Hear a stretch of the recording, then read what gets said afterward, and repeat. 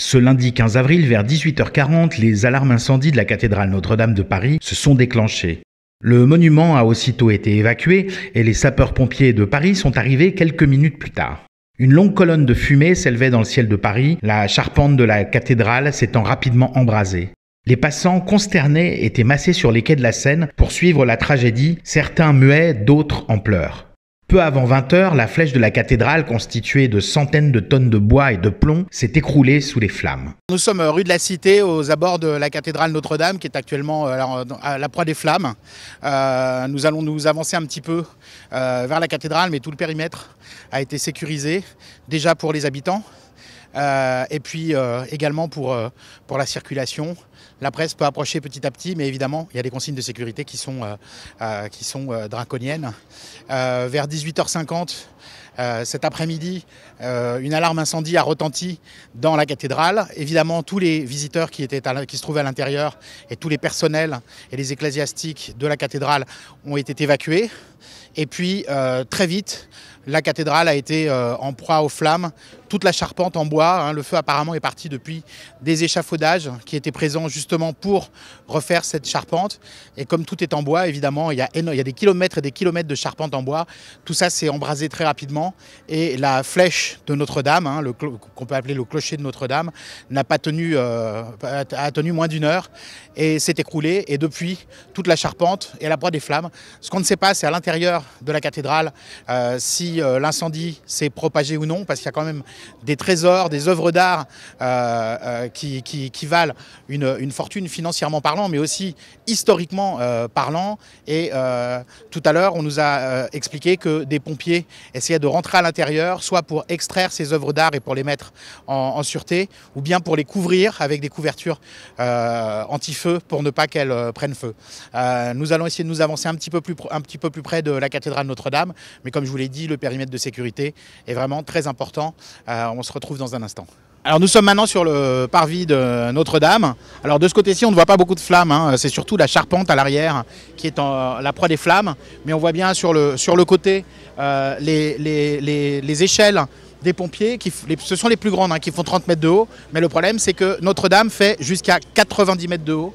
Et donc il est très difficile d'arroser le foyer qui est à l'intérieur depuis ces échelles qui sont pourtant les plus grandes, qui sont en possession des pompiers. Oui. Alors le feu a démarré vers 18h50 quand l'alarme incendie a retenti à l'intérieur de la cathédrale. Et il se trouve que Philippe Baldini, qui est photographe de presse et grand reporter, était présent pas loin et il a pu arriver sur les lieux dès 19h. Alors Philippe Baldini, qu'est-ce que vous avez vu en arrivant ? Ah bah, j'ai vu des flammes énormes, en plus on ne pouvait pas accéder, j'étais obligé de faire un tour, passer par derrière la préfecture de police et j'ai vu toutes ces flammes, j'ai essayé de faire des photos mais on ne pouvait pas trop approcher, mais ça commençait très tôt, vraiment toute la charpente a brûlé, la flèche qui est au milieu elle s'est écroulée complètement. Oui, quand vous êtes arrivé, la flèche, c'est-à-dire ce qu'on appelle communément le clocher, alors que ce n'est pas le clocher, mais la flèche était encore debout, donc vous l'avez vu s'écrouler, c'était vers quelle heure ? Oh bah, je sais pas, sûrement 19h30, ou truc comme ça, à peu près, ou 19h15, je sais pas exactement. J'ai pas regardé ma montre, mais voilà quoi. Oui, donc si la flèche n'a pas résisté une heure, ça montre la violence des flammes. C'est normal, c'est des arbres qui datent de plus de 1000 ans, ça crame comme rien, c'est dommage, c'est un monument. Quoi. Et alors vous m'avez montré quelques photos que vous avez fait pour votre reportage quand vous êtes arrivé. La charpente était encore entière, il y avait effectivement de la fumée et quelques flammes qui commençaient à sortir. Donc vous qui avez vu avant l'embrasement total, d'où partaient les flammes? Elles partaient de l'échafaudage, elles partaient de la flèche? L'échafaudage. Ça partait des travaux derrière, l'échafaudage, voilà. Ça commençait là, on ne sait pas comment, mais bon, ils vont le découvrir. Vers 21h, malgré les efforts des pompiers, le feu avait gagné en intensité. Les flammes avaient déjà envahi toute la charpente et commençaient à menacer la tour nord. Vers 22h, le secrétaire d'État à l'intérieur, Laurent Nunez, a annoncé que plus de 400 pompiers et 18 lances à eau étaient en action pour tenter de contenir les flammes. Une lutte de chaque seconde des soldats du feu qui a permis de sauver le beffroi nord. Anne Le Breton, bonsoir. Vous êtes adjointe à la mairie du 4e et Notre-Dame, hélas, est dans le 4e, enfin, hélas ce soir, je dirais. Vers quelle heure avez-vous prévenu à la mairie du 4e qu'un incendie était en cours ici? Écoutez, j'étais pas à la mairie, j'étais juste à côté, encore plus près Je pense qu'il devait être 7h, je sais pas, 7h15 peut-être. Je suis arrivée en courant et c'était déjà en train de brûler comme une torche. Vraiment, ça a été tellement rapide.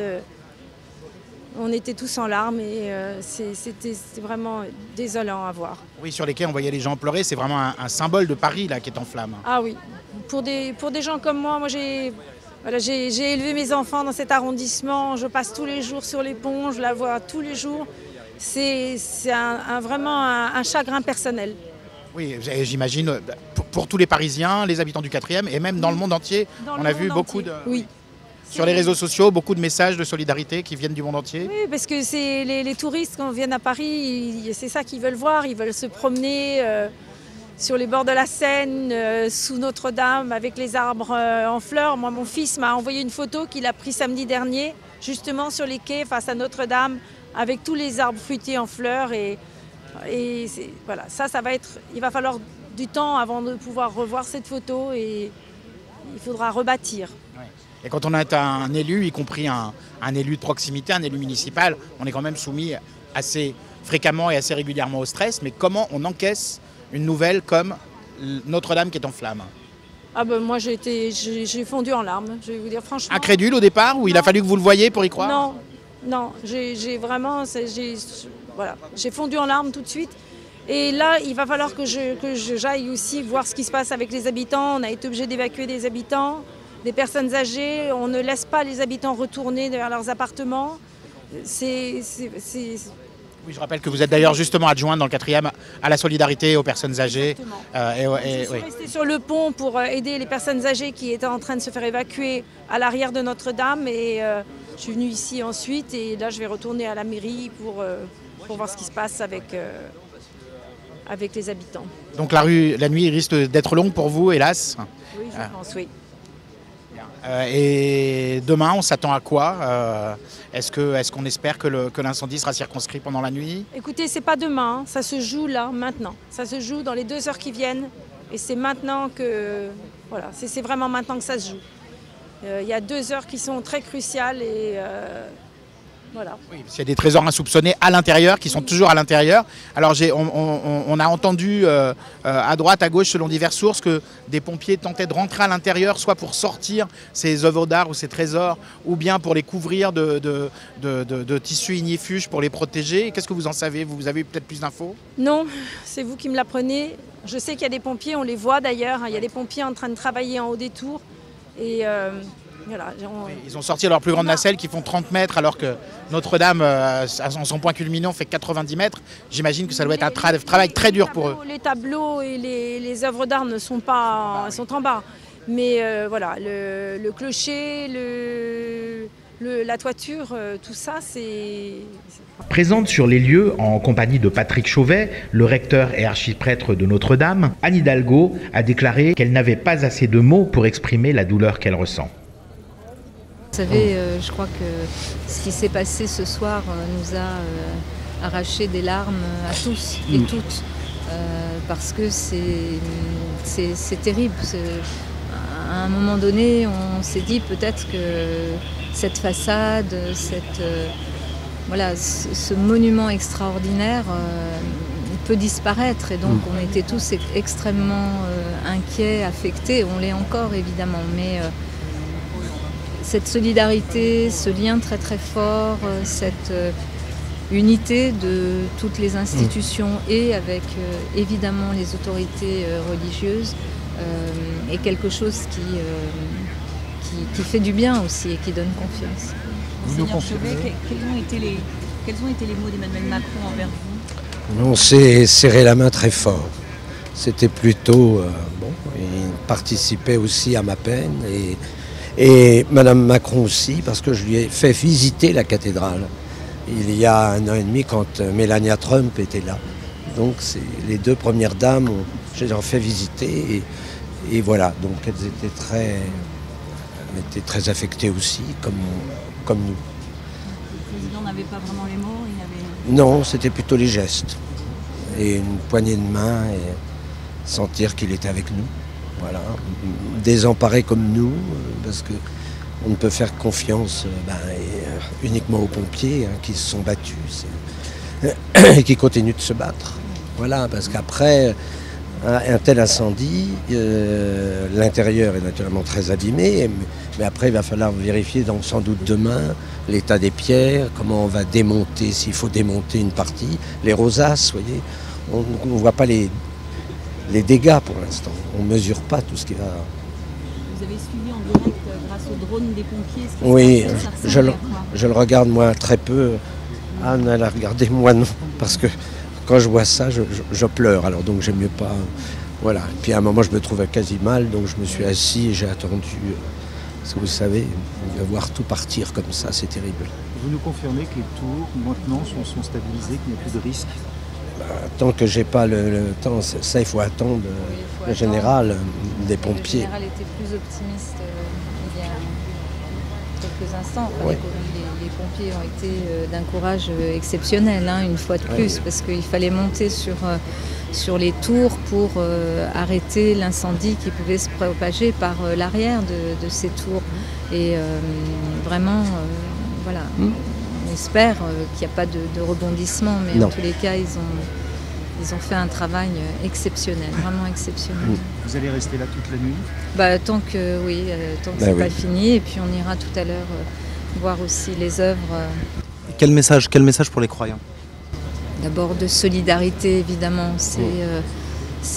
Voilà, ce qui se passe ici nous affecte tous. Mais évidemment, plus encore, celles et ceux qui viennent se recueillir dans ce lieu parce qu'ils y ont leur foi, parce qu'ils l'expriment et parce que ce lieu ne laisse personne indifférent. C'est un endroit, quand vous rentrez dans cette cathédrale, vous êtes envahi par la force, la beauté, voilà, ceux qui ont essayé de sublimer justement leur foi en construisant ce bâtiment extraordinaire. Et il ne laisse absolument personne indifférent, donc on sera là pour aider à se relever. Alors on reconstruira, on va devenir des bâtisseurs voilà. de cathédrales. Vers 23h30, Emmanuel Macron a pris la parole, expliquant que le pire avait été évité. Cette cathédrale, nous la rebâtirons, a-t-il ensuite annoncé sur un ton ému et solennel. Ce matin, vers 11h, heure de Paris, le président Xi Jinping a adressé un message de solidarité à son homologue Emmanuel Macron. Comme le peuple français, le peuple chinois a également été profondément attristé par cet incendie, a-t-il ensuite ajouté. Le président chinois s'est dit fermement convaincu que la restauration de la cathédrale sera menée sans peine et qu'elle retrouvera sa splendeur grâce aux efforts du peuple français et avec le soutien de la communauté internationale. Tout au long de la soirée, les personnalités politiques se sont succédé au chevet de la cathédrale en flammes. Peu après minuit, les porte-paroles des services de secours étaient plutôt optimistes, sans pour autant pouvoir assurer que l'incendie avait été définitivement maîtrisé. Emmanuel Grémoire, bonsoir. Donc vous êtes devant Notre-Dame avec nous. Il est autour de minuit. On ne déplore pas de victimes graves, mais quand même la cathédrale de Paris en proie aux flammes. Est-ce que ça va être une longue reconstruction et Paris dévisagé un petit peu ? Oui, ce sera forcément très long. C'est d'abord une grande souffrance, une grande douleur de voir cet édifice si symbolique de l'histoire de notre pays, avec sa dimension cultuelle, mais aussi avec sa dimension patrimoniale auquel tout un chacun est attaché. Et donc oui, c'est un monument phare de Paris qui aujourd'hui a été gravement abîmé. Le très modeste soulagement, c'est qu'on craignait le pire il y a encore une heure et qu'aujourd'hui, à l'heure qu'il est, les pompiers sont rassurants sur la préservation des beffrois et de la façade nord et sur la superstructure. Et donc voilà, on a l'espoir de s'appuyer sur ce qui a pu être sauvé pour engager la rénovation, la reconstruction et ensuite la réouverture de ce bâtiment symbolique de Paris. Oui, c'est ça, la nef, c'est-à-dire la voûte en pierre, a été, elle, préservée, donc ce qui a peut-être protégé, évité le pire et protégé tous les trésors que recèle Notre-Dame. Ça a évité effectivement un effondrement, notamment de l'ensemble des parois et de la superstructure. Et donc ce sera un élément clé pour la reconstruction et essayer de préserver le maximum de ce monument millénaire. Combien de personnes ? Là, il y a moins d'une dizaine de patients qui sont passés, qui sont essentiellement pompiers et policiers. Mais qui sont plus, je vous dis, des coups de chaud ou à un moment donné, quand ils sont exposés avec les flammes pas très loin, et puis l'épuisement physique tout simplement. C'est dramatique de voir le feu, et souvent, moi quand j'y passe et que je vois la beauté de la cathédrale, je pense toujours, surtout, il vous parlait de la période d'attentat, etc., on pense toujours au pire, un peu la déformation, on ne pensait pas forcément à un incendie. Vous savez que l'Hôtel-Dieu, cet hôpital, a été détruit par un incendie, il était derrière sur le parvis Notre-Dame il y a quelques siècles, il a été reconstruit. Heureusement, les structures ne sont pas touchées a priori, donc voilà. Ce qui est assez symbolique aussi, c'est qu'il y a 2 jours, les saints ont été descendus. Il y a des images, on était tous là, les équipes des urgences, avec les saints qui descendaient, les saints qui sont censés protéger Notre-Dame. En étant urgentiste à l'Hôtel-Dieu, est-ce que vous attendiez un jour à traiter des victimes, heureusement légères, mais des victimes d'un incendie dans Notre-Dame? Est-ce que c'est quelque chose que vous auriez pu imaginer?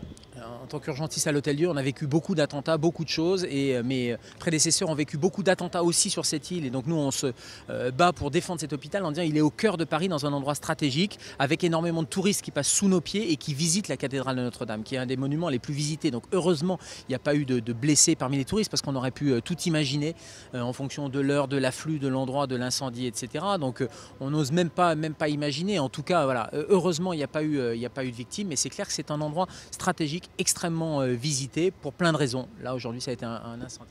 Est-ce que ce n'est pas la meilleure preuve pour les politiques que l'Hôtel-Dieu et les urgences de l'Hôtel-Dieu ont leur place ici? Je crois que c'est la meilleure preuve pour les politiques que les pompiers, les équipes de l'assistance publique hôpitaux de Paris, du SAMU de Paris font bien leur travail et sont bien organisés comme ça, et que ça fonctionne. Voilà. Heureusement, encore une fois, il n'y a pas eu de victimes, mais on peut tout imaginer, et je crois qu'il faut maintenir effectivement des services d'urgence un peu partout. Sur les quais de Paris, autour du périmètre de sécurité, de nombreux passants s'étaient spontanément réunis pour se recueillir ou même pour prier.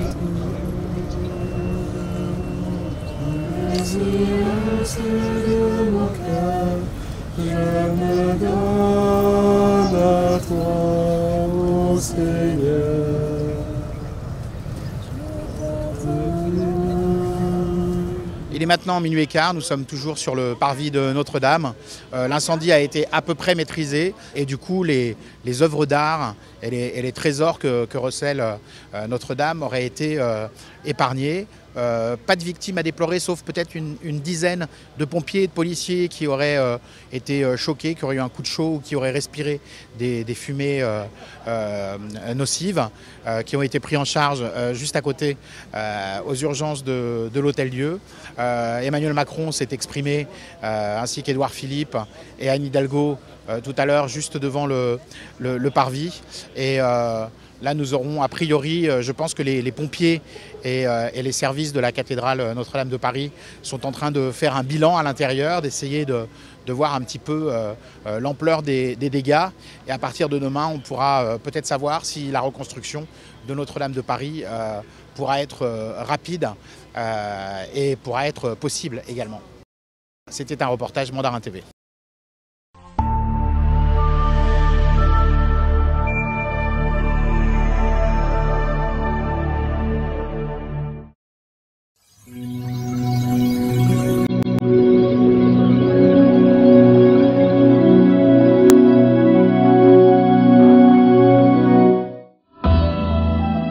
Hua人电视连接中外，传播中国文化，讲述中国故事，打造中国品牌。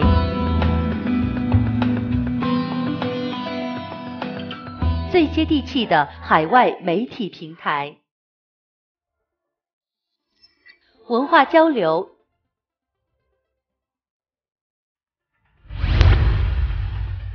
经贸合作、旅游推介、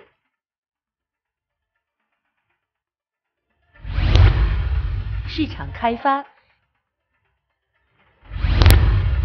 产品展示、品牌设计、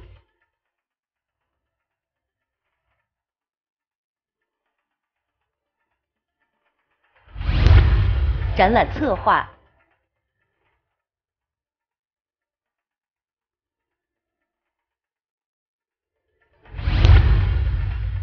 影视制作、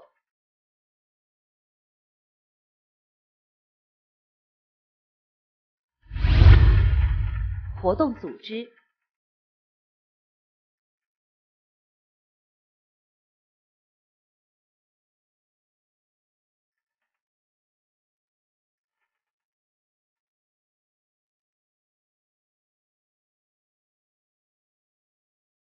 您的各种需求都会变成我们的行动，用创造回馈期待，让合作绽放精彩。华人卫视，国际品牌的舞台。